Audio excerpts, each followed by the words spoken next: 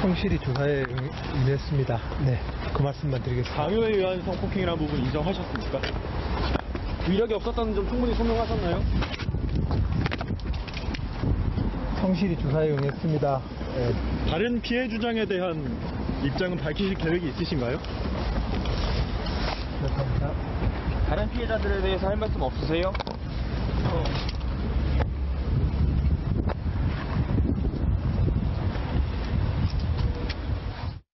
오늘 새벽에 조사가 끝났습니다. 조사 시간만 20시간, 20시간을 넘겼습니다. 손정혜 변호사님, 1차 조사 때 본인이 자진해서 출두해서 조사 때하고는 상황이 달랐겠죠? 그렇습니다. 사실 1차 조사 때는 검찰에서도 미리 수사 일정을 잡아놓지 않은 상태에서 전격적으로 출석을 했기 때문에 예. 조사가 강도 높게 이루어지지 못했습니다. 왜냐하면 검찰이 준비하지 못했거든요. 예. 그런 반면에 그날은 검찰에서 소환한 일정에 참석해서 조사를 한 것이고 검찰이 상당 부분 증거와 피해자 진술들을 확보하고 난 다음에 조사를 한 이유기 때문에 아마 강도 높은 수사가 이루어졌을 것이고 굉장히 첨예하게 대립되는 사실관계에 대한 다툼이 있었을 거기 때문에 예. 20시간이나 수사를 했던 것으로 보이고요. 특히 중간에 1차 조사, 2차 조사 중간에 또 두 번째 피해자가 등장하고 고소장을 제출하지 않았습니까? 그 피해 사실만 하더라도 7개나 되기 때문에 그 사실관계 하나하나를 다 아마 피의자 신문 당시에 물어보고 답하는 과정을 겪었던 것으로 보입니다. 건건마다 다 이제 조사가 된다는 말씀이죠. 그럼 박성배 변호사님, 과연 검찰이 수사하고 있습니다. 네. 구속영장을 신청할 것이냐, 이것도 관심이거든요. 네, 구속영장 청구할지 말지는 검사가 수사 결과를 토대로 판단을 할 텐데 청구할 수 있는 근거도 충분하고요. 청구하지 않을 수도 있습니다. 네. 왜냐하면 일반인의 경우에도 피해자가 이미 2사람이 나왔고 그 한 사람마다 성폭행도 다 하고 성추행 있었잖아요. 예. 그때는 피해 행위가 하나 내지 2개였습니다. 그럼에도 불구하고 구속영장을 청구했고 그랬죠. 특히 그 당사자는 자백하고 있음에도 불구하고 영장이 발부됐거든요. 예. 그에 견져 본다면 이미 피해자가 2명에 지금 피해 사실만 10개 가까이 10개가 넘죠. 네, 범행이 10개 넘게 특정이 된 상황이라고 한다면 범죄의 소명이 어느 정도 이루어진 상황이라고 한다면 범죄의 중대성 그리고 지금 자백하지 않고 부인하는 취지거든요. 그럼 증거인멸 가능성에 대해서 검찰은 영장을 청구할 수도 있다라는 판단을 할 수 있습니다. 청구가 되더라도 크게 형평성에는 어긋나지 않은 것 같아요. 그러면 안희정 전 지사 어디 가야 되냐? 지금 유영걸 대표님. 예. 한 컨테이너 박스 안에 지금 살고 있다고 그러거든요. 예, 수도권에 있는 대학교 동창 집에 딸린 야산에서 컨테이너 조만한데 예. 그냥 조만한 방 하나에 그냥 화장실만 딸려 있는데 거기에 그냥 칩거를 하고 있대요. 그러니까 지금 안 지사 구속 얘기냐 불구속 얘기냐 나오는데 예. 물론 뭐 법원에서 판단하겠지만 사건의 중대성이나 이런 거 보면은 뭐 구속이 돼야 된다고도 생각하지만은 안 전 지사 입장으로 보면은 차라리 구속되는 것도 오히려 좀 본인이 더 원할 수도 있겠다 이런 생각이 좀 들어요. 지금 뭐 취재진들 몰려와 있죠. 여러 가지로 지금 뭐 식사도 제대로 못하고 거의 뭐 술로 지내고 뭐 있다고 할 정도로 심신이 얼마나 하루 아침에 사실 지난 3월 5일 날 터져서 이제 보름 동안에 완전히 추락한 거 아닙니까? 그래서 어떻게 보면은 그런 고통스러움 속에서 살기 때문에 사실 뭐 본인이 오히려 뭐 일부러 뭐 원하진 않겠지만은 구속되는 것도 오히려 피하지는 않을 것 같다. 그래서 법원에 가서 재판을 하면서 이제 피해자들은 위력에 의한 그 성폭행이라고 하는 거고 안희정 지사는 지금 위력이 아니라 상호 합의된 거라고 얘기를 하고 있잖아요. 그거를 아마 법정에서 좀 밝히는 걸 더 원하지 않겠느냐 이런 생각이 좀 듭니다. 네. 그런데 이 안희정 변호인이 손정혜 변호사님 재밌는 얘기를 했어요. 안희정 지사가 그 성폭행이라고 주장하는 거에 대해서 장소도 기억을 못하고 시기도 기억을 못하더라. 뭐라고 얘기했냐면은 성관계가 가진 사실은 인정하지만 뭐 합의하에 이루어진 관계로 그 장소와 그 시기를 잘 떠올리지 못했다. 그러니까 잘 기억하지 못한다는 거죠. 기억이 실제 안 날 수도 있겠지만 이런 점은 있습니다. 사실 피해자는 그 피해에 대해서 정말 수십 년간 가슴에 담아놓고 생생하게 기억하는 사람들이 있는 반면 가해자들은 그 기억이 망각돼서 제대로 기억하지 못하는 상황들도 있거든요. 예. 이게 합의하였기 때문에 기억이 나지 않는 것인지 뭐 시간도 오래되고 여러 가지 상황이 있었기 때문에 기억이 안 나는 것인지 모르겠지만 이게 안 지사한테 유리한 진술인지 모르겠습니다. 왜냐하면 피해자들은 굉장히 구체적으로 기억을 상기해서 지금 진술을 하고 있는 반면 안 지사는 시기나 장소도 제대로 떠올리지 못한다고 했을 때 이게 합의의 근거로 쓸 것인지 아니면 진술의 구체성에 비추어 봐서 피해자들의 진술의 신빙성이 높다고 할 것인지 그건 또 판단은 다른 문제이긴 한데요. 일단은 이 변호인 입장에서는 지속적으로 합의된 관계였고 특별한 게 없고 자연스러운 관계였기 때문에 특별히 기억에 담아주지 않았고 그래서 기억을 잘 못한다라는 취지로 변호하고 있습니다. 예. 유영걸 대표, 여기 이제 이 지인, 친구라는 사람의 얘기를 들어보면 그 많던 정치인들은 하나도 안 찾아오고. 그렇죠. 친구만 찾아온다고 그러고. 네, 지금 정치인들은 뭐 그 은거지에 아무도 안 오고 친구, 고등학교, 대학교 친구들만 찾아온대요. 그러니까 친구들만 야 친구야 그러니까 안희정 지사가 그랬대요. 내가 그때까지 친구들 연락 오는 것도 잘 못 만나고 그 걔들하고 시간도 동창회도 잘 못 가고 그랬는데 지금 보니까 그 친구가 진짜 친구 같다. 정치인들은 한 명도 안 온다. 뭐 그래서 좀 서운한 감정도 표시했다는데 사실 그렇죠. 50대 안희정 지사 53세잖아요. 저 정도 나이가 되면은 갑자기 동창회들이 많이 나오기 시작합니다. 서로 위로를 받으려고. 그 전에는 너무 살기 바빠서 안 나오다가 갑자기 많이 나오기 시작하거든요. 그래서 안희정 지사가 지금 갑자기 보름 동안에 어떻게 뭐 급전직하잖아요. 자기도 상상 못할 정도로 이런 상황이 벌어졌는데 뭐 가족들 면목도 없고 또 아무도 공적인 관계 뭐 서포트도 받지 못하고 하니까 유일하게 이제 친구들만 가끔 만나서 좀 얘기 좀 한 거 아니냐. 그래서 참 인생이 참 어떻게 보면 더덥다는 생각도 들고 화무심이록이라고 한참 지사 연임하고 대통령 후보 날릴 때 하고 지금 자기 처지를 비교해 보면은 굉장한 어떻게 보면 우울감 내지 비탄에 빠지지 않겠느냐 싶습니다. 그러니까 이 컨테이너 크기가 6평 좀 넘은 크기니까 어떻게 지내는지 좀 알 수 있을 것 같아요. 근데 박선영 변호사님, 안희정 전 지사에 대한 조사가 끝났다고 하지는 않았잖아요. 더 그럴 수도 있는 거잖아요. 네네네.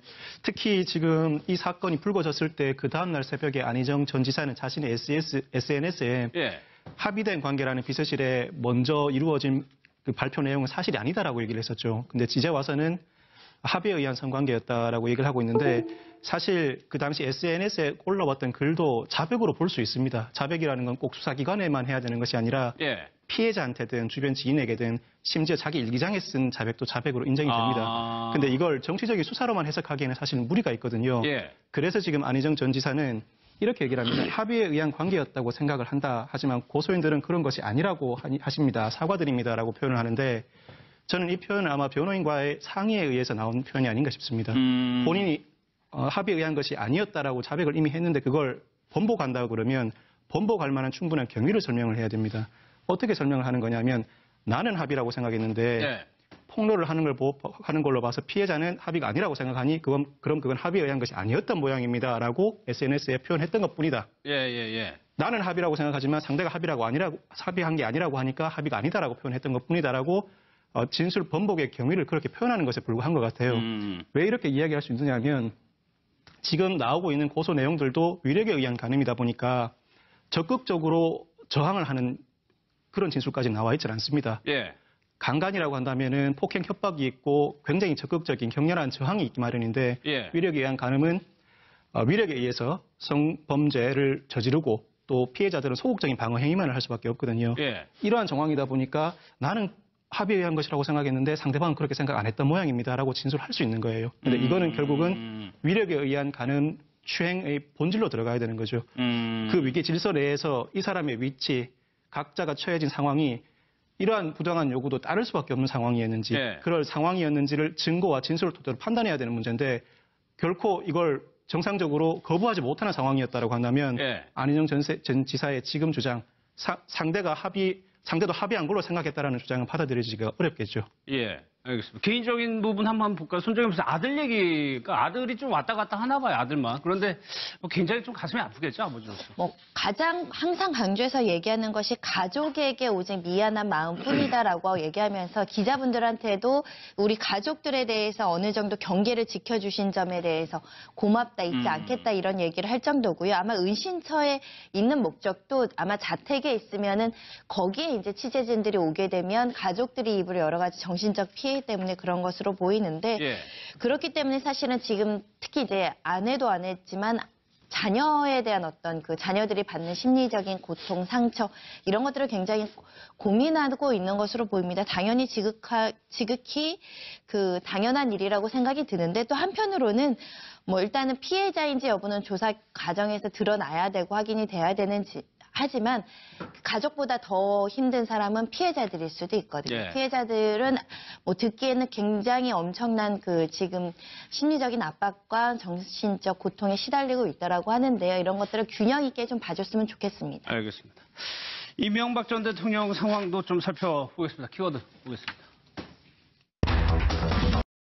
청구할 수도 있다라는 판단을 할 수 있습니다. 청구가 되더라도 크게 형평성에는 어긋나지 않은 것 같아요. 그러면 안희정 전 지사 어디 가야 되냐? 지금 유영걸 대표님. 예. 한 컨테이너 박스 안에 지금 살고 있다고 그러거든요. 예, 수도권에 있는 대학교 동창 집에 딸린 야산에서 컨테이너 조만한데 예. 그냥 조만한 방 하나에 그냥 화장실만 딸려 있는데 거기에 그냥 칩거를 하고 있대요. 그러니까 지금 안 지사 구속 얘기냐 불구속 얘기냐 나오는데 예. 물론 뭐 법원에서 판단하겠지만 사건의 중대성이나 이런 거 보면은 뭐 구속이 돼야 된다고도 생각하지만은 안전지사 입장으로 보면은 차라리 구속되는 것. 일반인의 경우에도 피해자가 이미 두 사람이 나왔고 그 한 사람마다 성폭행도 다 하고 성추행 있었잖아요. 예. 그때는 피해 행위가 하나 내지 두 개였습니다. 그럼에도 불구하고 구속영장을 청구했고 그랬죠. 특히 그 당사자는 자백하고 있음에도 불구하고 영장이 발부됐거든요. 예. 그에 견져 본다면 이미 피해자가 2명에 지금 피해 사실만 10개 가까이 10개가 넘죠. 네, 범행이 10개 넘게 특정이 된 상황이라고 한다면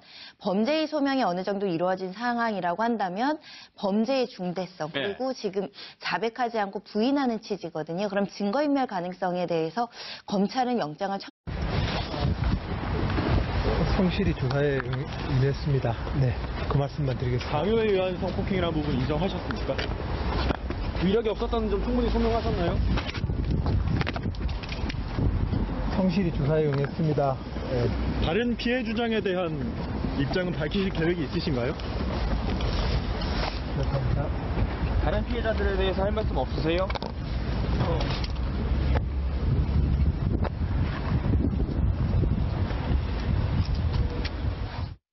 오늘 새벽에 조사가 끝났습니다. 조사 시간만 20시간. 조사를 했던 것으로 보이고요. 특히 중간에 1차 조사, 2차 조사 중간에 또 두 번째 피해자가 등장하고 고소장을 제출하지 않았습니까? 그 피해 사실만 하더라도 7개나 되기 때문에 그 사실관계 하나하나를 다 아마 피의자 신문 당시에 물어보고 답하는 과정을 겪었던 것으로 보입니다. 건건마다 다 이제 조사가 된다는 말씀이죠. 그럼 박성배 변호사님, 과연 검찰이 수사하고 있습니다. 네. 구속영장을 신청할 것이냐 이것도 관심이거든요. 네, 구속영장 청구할지 말지는 검사가 수사 결과를 토대로 판단을 할 텐데 청구할 수 있는 근거도 충분하고요. 청구하지 않을 수도 있습니다. 네. 왜냐하면 20시간을 넘겼습니다. 손정혜 변호사님, 1차 조사 때 본인이 자진해서 출두해서 조사 때하고는 상황이 달랐겠죠? 그렇습니다. 사실 1차 조사 때는 검찰에서도 미리 수사 일정을 잡아놓지 않은 상태에서 전격적으로 출석을 했기 때문에 조사가 강도 높게 이루어지지 못했습니다. 왜냐하면 검찰이 준비하지 못했거든요.